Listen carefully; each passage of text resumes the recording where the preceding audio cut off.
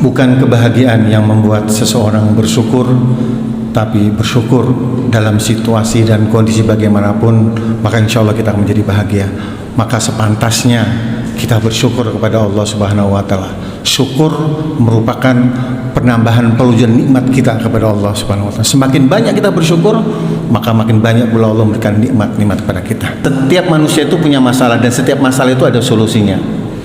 Masalah itu gini Pak, Bapak kalau misalnya sholat isya, kemudian sholat subuh, di antara sholat isya ke subuh menunggu nggak? Menunggu. Subuhnya datang nggak? Datang. Subuh pasti datang. Masalah itu isya, solusi itu subuh. Terkadang kita ini Pak menunggu satu solusi itu nggak betah, nggak sabar, sehingga lalu protes ini sebagainya. Masalah itu isya dan solusi itu subuh. Selesai, insya Allah semua masalah itu selesai. Bapak Ibu, jujur ya, mau masuk surga nggak? Mau masuk surga? Gampang, gampang masuk surga. Ini serius ini. Saya kasih rahasianya. Suatu hari Rasulullah seperti biasa ada taklim gini. Di dalam pertengahan taklim, maka Nabi pun bersabda, sebentar lagi ada seseorang penghuni surga masuk kemari, masuk ke masjid dengan jenggot yang basah karena akibat wudhu. Besoknya lagi sama, sebentar lagi ada seseorang yang datang ke masjid ini dengan jenggot yang basah karena akibat wudhu. Dan itu 3 hari 3 malam Rasul menyampaikan kepada sahabat. Ada salah satu sahabat Nabi namanya Abdullah bin Amr bin As, anaknya Amr bin As, memperhatikan. Begitu Nabi bersabda, dia perhatikan, benar orang itu masuk dengan jenggot yang basah, terompahnya ada masuk. Hebat orang ini, 3 kali berturut-turut orang ini dijanjikan Nabi menjadi penghuni surga. Abdullah bin Amr bin As penasaran, apa rahasianya orang ini sehingga bisa dijamin masuk surga, penghuni surga? Yang ngomong Rasul. Maka Abdullah bin Amr bin As waktu pulang dari taklim, dia datang, ya Syekh, bolehkah saya nginep di tempat Anda? Boleh.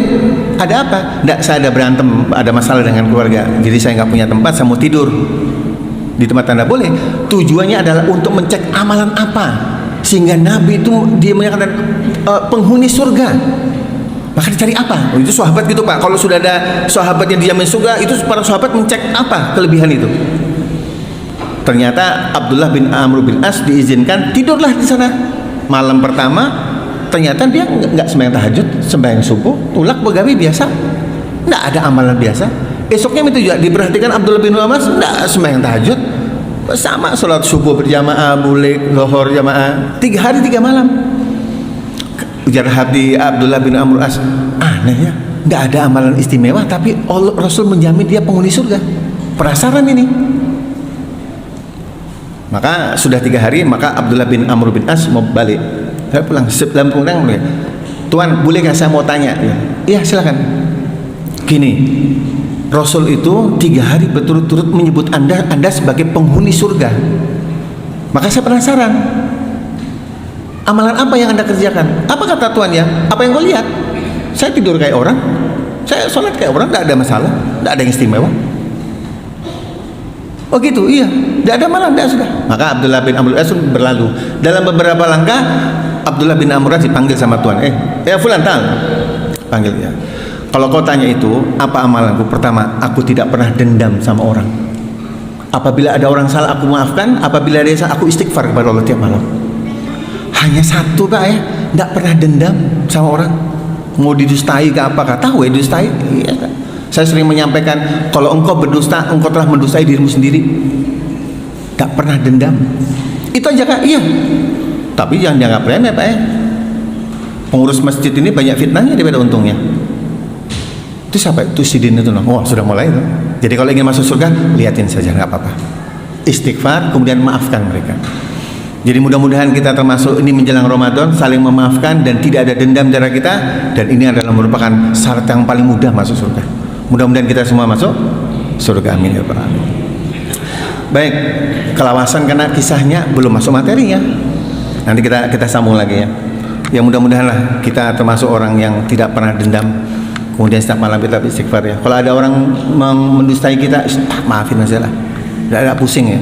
Sebab terkadang kita ini lahir Pak nggak pakai baju Pak.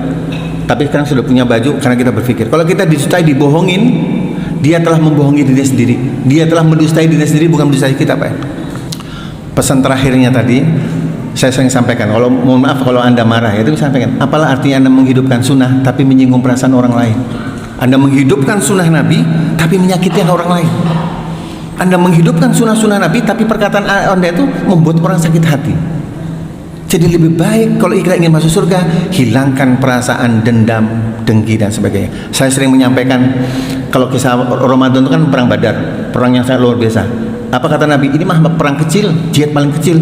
Jihad yang paling besar adalah jihad nafs. Jihad nafs adalah berdamai dengan diri sendiri Pak. Jadi kalau pian guring Anda nanti pikiran banyak damai, oh damai sadang, dipusup darah sendiri. Jadi berdamai dengan diri sendiri adalah jihadun nafs, berjihad dengan diri sendiri. Imam Bukhari, kita sering banyak para penceramah-penceramah bicara tentang Imam Bukhari. Saya cuma mengingatkan saja, Imam Bukhari itu namanya mudah diingat. Nama Imam Bukhari itu namanya Muhammad, Nabi Muhammad. Abahnya namanya Ismail, Nabi Ismail. Kakeknya namanya Ibrahim, Muhammad bin Ismail bin Ibrahim Al-Mughirah Al-Ju'fi. Jadi namanya mudah diingat ya, Muhammad bin Ismail bin Ibrahim bin Mughirah Al-Ju'fi. Beliau lahir 194. Di Bukhari itu kurang lebih hampir 4.000 Pak yang tidak diulang. Yang kalau diulang-ulang sampai 46.000. Dari sekian sarah hadis Bukhari yang sangat populer, itu ada sekitar 80 sarah hadis Bukhari. Yang sangat populer adalah Fathul Bari karya Ibnu Hajar Al-Asqalani. Itu yang sangat populer dan sangat dikagumi oleh beberapa ulama. Ini paling dianggap yang paling akurat, yang bisa dipercaya. Jadi kalau bisa Bapak di rumah harus punya sarah Bukhari atau Fathul, ada terjemahannya. Jadi kalau ada satu masalah dijelasin paling bagus. Ini ulama besar, Imam Bukhari itu ulama besar. Tapi Pak, jangan kita menganggap bahwa itu sebuah perjuangan sudah besar. Orang melihat masjid ini besar, perjuangannya Pak. Imam Bukhari itu fitnahnya banyak, difitnah setengah mati. Tapi begitu meninggal, karyanya selalu, setiap penceramah-penceramah selalu diangkat di dalam kitab riwayatkan oleh Al-Imam Bukhari. Tapi ketika menghimpun itu difitnah luar biasa. Makanya saya sering menyampaikan, tidak ada orang yang berbuat baik itu kecuali fitnah yang diperoleh. Dikira bangun masjid ini nyaman, tanya aja pengurus masjid. Oh, jangan-jangan itu sampai juga kan saudara seorang, nah itu difitnah. Tapi kalau ini berjuang karena Tuhan, tidak ada masalah. Kenapa biar ngomong gitu? Karena kita dulu pernah 12 tahun ngurusin masjid, lebih banyak fitnah ya daripada pujinya. Tapi kalau sudah masjidnya dibangun gini kan, oh itu kalau ada seorang kok, nah itu. Tapi sudah dibangun.